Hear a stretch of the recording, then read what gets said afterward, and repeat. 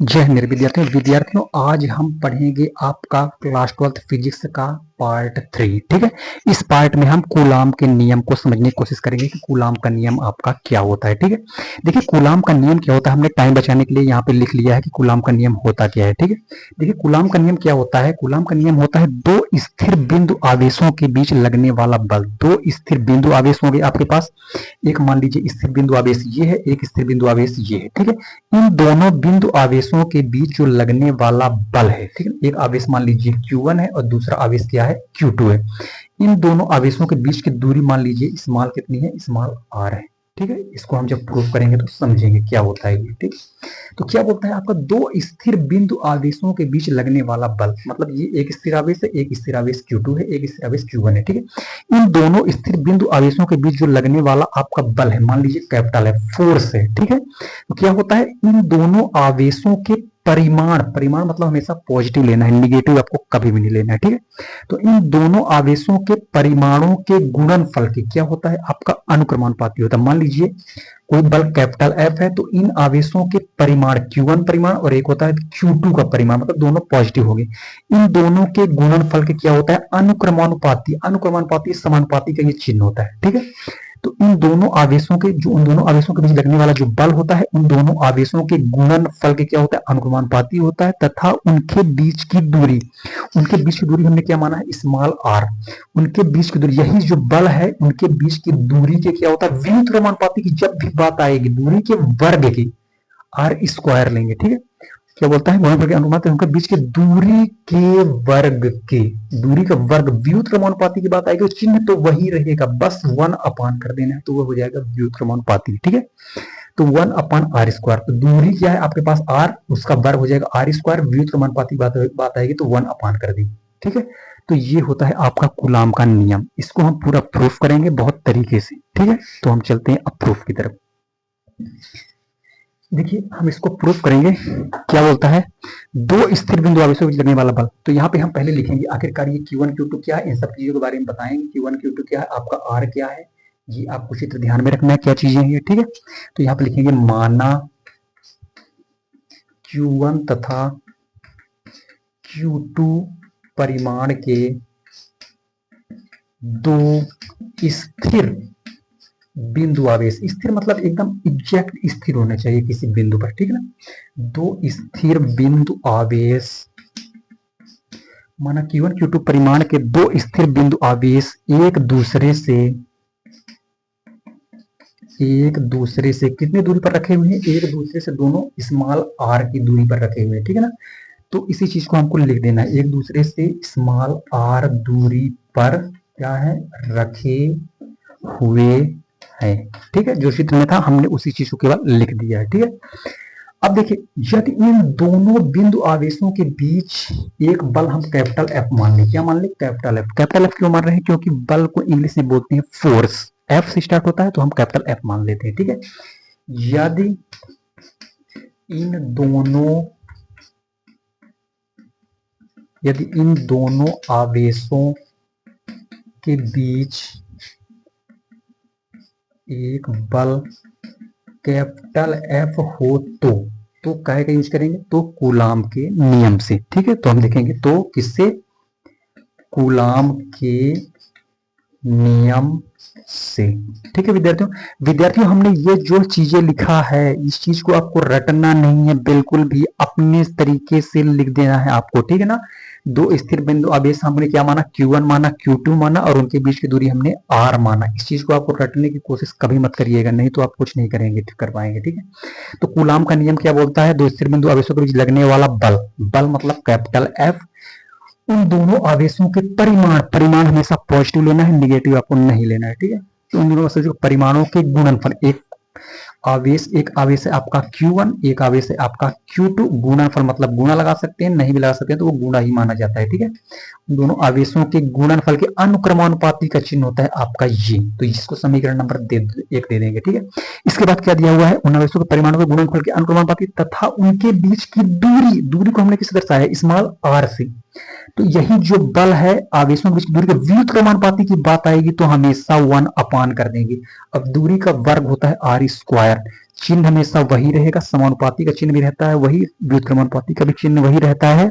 बस डिफरेंस होता है, समानुपाती में हम सीधा सीधा लिखते हैं, व्युत्क्रमानुपाती की बात आएगी तो 1 अपान करके लिखेंगे, ठीक है। और वर्ग के दूरी का वर्ग कर देंगे, इसको दे देंगे समीकरण नंबर 2, ठीक है। इतना उम्मीद है आपके समझ में आ गया होगा, नहीं समझ में आया तो एक बार फिर से आप पीछे की तरफ वीडियो को जाके देख सकते हैं, ठीक है। तो समीकरण 1 और समीकरण 2 आ गया आपको। अब इन दोनों समीकरणों को हमको क्या करना है, इन दोनों समीकरण को हमको मिला देना है। क्या कर देना है, मिला देना है, ठीक है।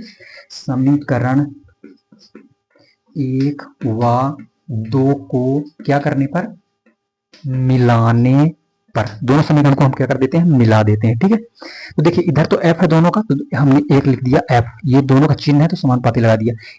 इनको जब मिलाएंगे तो दोनों का क्या हो जाएगा, दोनों का गुणा हो जाएगा। कैसे, इन दोनों को कैसे मिलाएंगे, मान लीजिए लिखा हुआ है आपके पास Q1 Q2, दोनों का गुणा करेंगे तो 1 अपान आर स्क्वायर, Q1 Q2 को 1 में गुणा करेंगे तो वही चीज आ जाएगा, Q1 into Q2 upon R square, ये चीज आएगा आपके पास। दोनों को मिलाएंगे तो वही चीज हम लिख देते हैं Q1 into Q2 upon R square, ठीक है। उम्मीद है इतना समझ में आ गया होगा आपको, ठीक है। अब इसके आगे बढ़ते हैं हम। देखिए इसके आगे जब हम बढ़ेंगे तो ये आपका चिन्ह है समानुपाती का या अनुक्रमानुपाती का। जब ये चिन्ह हटता है और बराबर आता है ना तो एक नियतांक आता है। क्या आता है, एक नियतांक आता है। यहाँ पे हम मान लेते हैं एक नियतांक के आ रहा है, यहाँ पे देखिए क्या लिखा हुआ है f। जब ये समानुपाती या अनुक्रमानुपाती का चिन्ह हटाएंगे तो बराबर लगाएंगे तो एक नियतांक आता है k। यहाँ पे हम मान के चलते हैं क्या आता है आपका नियतांक k आता है, ठीक है। तो ये चिन्ह हट जाएगा, बराबर लग जाएगा और एक नियतांक आ जाएगा, उसकी जगह k आ जाएगा और ये चीज हम लिख देंगे Q1 इंटू Q2 अपान क्या है आपके पास आर स्क्वायर, ठीक है। उम्मीद है इतना समझ में आ गया होगा। जहां पे k क्या है इसके बारे में आपको बताना पड़ेगा, ठीक है। तो जहां k क्या है आपका, जहां k एक आनुपातिक नियतांक है, आनुपातिक नियतांक है और इसका मान किस किस पर निर्भर करता है, इसका मान दोनों आवेशों के बीच के माध्यम की प्रकृति तथा मापन की पद्धति पर निर्भर करता है। इसी चीज को आप यहाँ पे लिख सकते हैं। इसका मान किस पर निर्भर करता है, दोनों आवेशों के बीच के माध्यम की प्रकृति पर निर्भर करता है, ठीक है, निर्भर करता है, ठीक है। तो ये चीज आपको ध्यान में रखना है। और के का मान आपका होता है कि हम वायु या निर्वात की बात करें, इसको हम मिटा देते हैं कुछ पार्ट तक, यहाँ इस पार्ट को हम मिटा देते हैं, ठीक है। इस पार्ट को हम मिटा देते हैं यहाँ पे,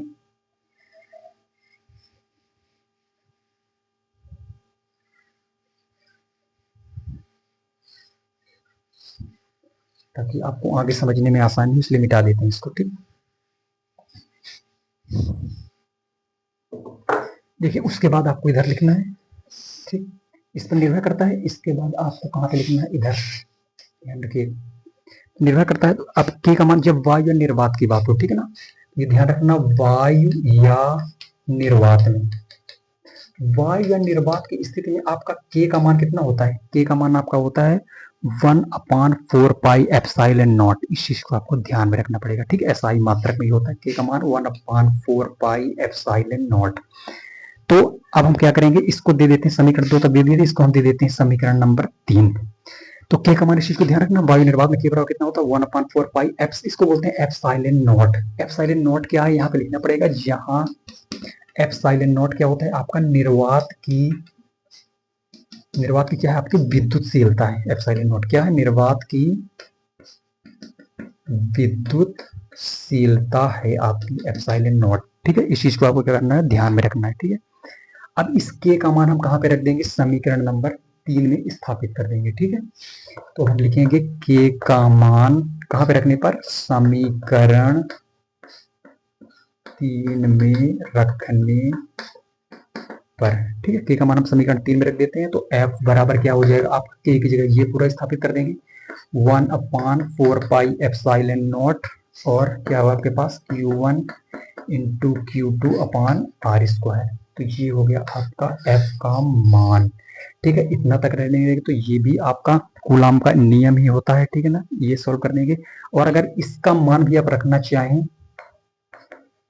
लेकिन इसका मान भी आपको ध्यान में रखना, अगर रखना चाहे तो लिख सकते हैं आपका 1/4πε0 बराबर आपका होता है 9 गुणे 10⁻³ न्यूटन मीटर स्क्वायर प्रति कूलाम का स्क्वायर। तो इसकी जगह 1/4πε0 की जगह हम इसको भी रख सकते हैं, तो भी आपका कूलाम का नियम प्रूफ हो जाएगा। ठीक है, हम रख देते हैं F बराबर, इस पूरे जगह हम क्या रख दिए 9 गुणे 10⁻³ into Q1 into Q2 upon R square.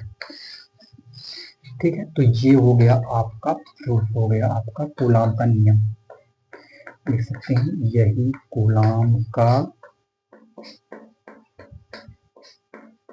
नियम है। ठीक है ना। तो विद्यार्थियों, आप कूलाम के नियम को प्रूव कर चुके हैं, यही आपका क्या होता है कूलाम का नियम होता है। ठीक है, उम्मीद है आपको समझ में आ गया होगा। यदि समझ में नहीं आया तो आप वीडियो को पीछे करके फिर से देख सकते हैं, आपको पूरा समझ में आ गया होगा। ठीक है, बहुत बहुत धन्यवाद।